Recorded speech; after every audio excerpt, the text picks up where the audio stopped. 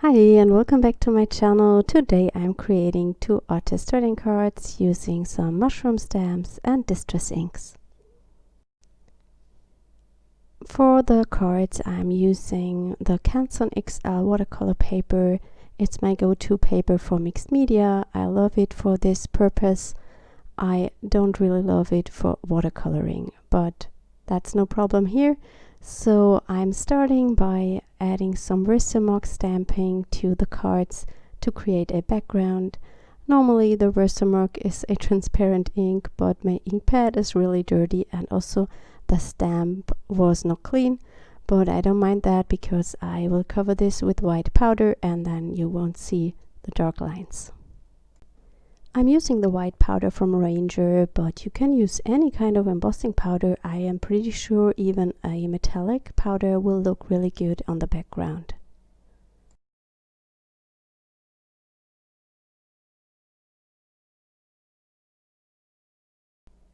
I'm using the Wow embossing tool to melt the powder. I prefer this against the Ranger heat gun because it melts the powder much quicker.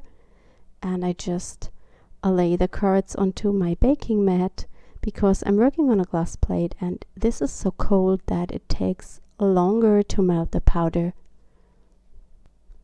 Now I'm creating the background using distress inks, and when you use distress inks I recommend using kind of a craft mat or such a baking mat I'm having here, because when you work on the glass plate, when you smoosh down the ink and spritz it with water, it will run into one big blob, and when you use such a craft mat, then you get these tiny speckles all over the mat, which creates these nice textures on the background.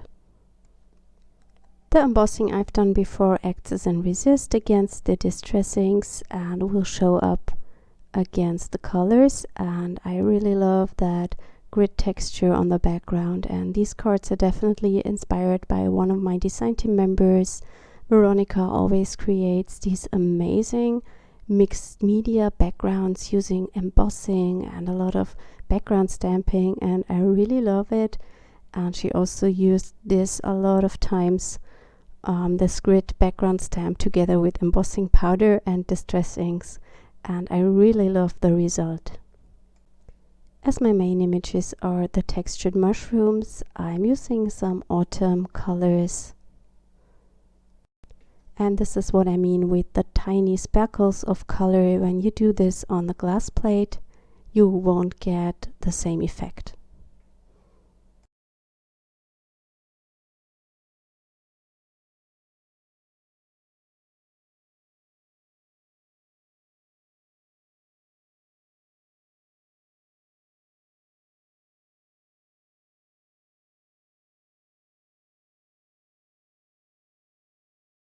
To color in the stamped images, I also used the distress inks. I used them with a watercolor brush, and to pick up the ink, I just close the ink pad and press the lid, and the ink pad very good together, so I get some of the ink on the inside of the lid and I can pick that up with the water tank brush.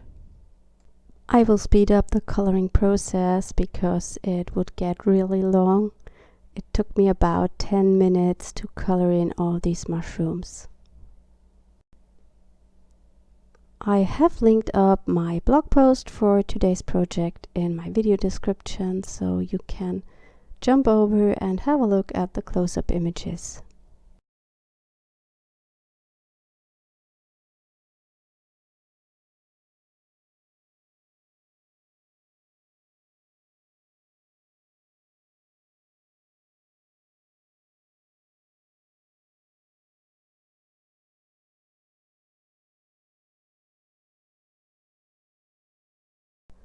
When I have finished the mushrooms, I will cut them out.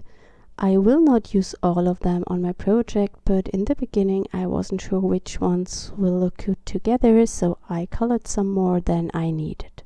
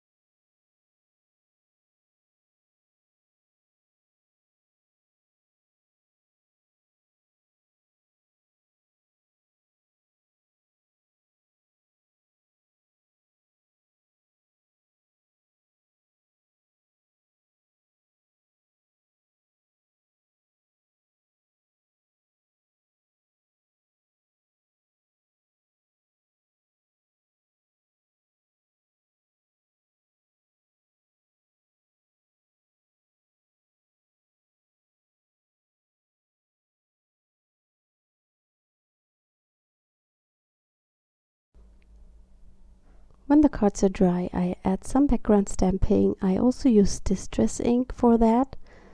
This is something I normally don't do because most of the times I go on top with other mediums and then distress inks are not perfect, or often I have a acrylic background, then you can't also use the distress inks. But here I use them as it's pure watercolor paper with just the distress inks, and the embossing will resist the stamping also, and so I can just go over with a dry paper towel and wipe away the ink that is on the grid lines.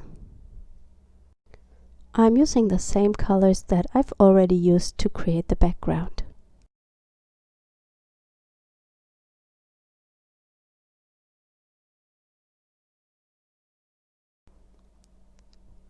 I'm also creating a border with one of the grungy borders, and therefore I'm using a black ink, and here I have the Archival Ink.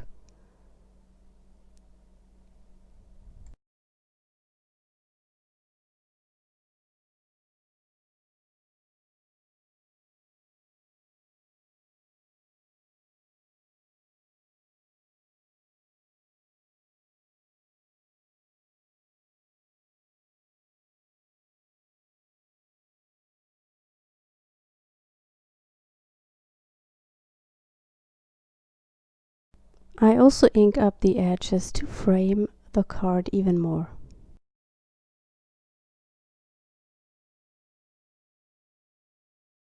I will do this to both of the cards before I am arranging the mushrooms.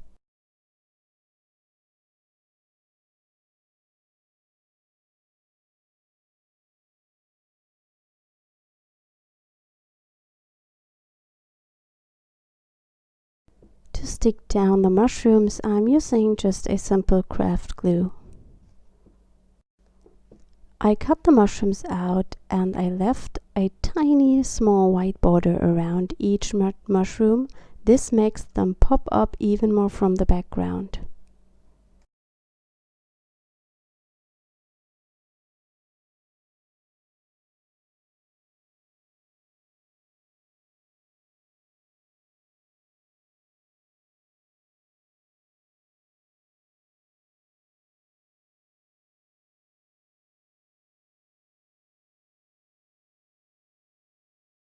I am almost done with the cards. The only thing I add to this artist trading cards is a title for each card.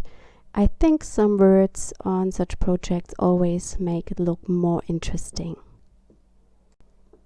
I hope you enjoyed today's video. Thank you so much for watching, and I hope we see us next time. Bye!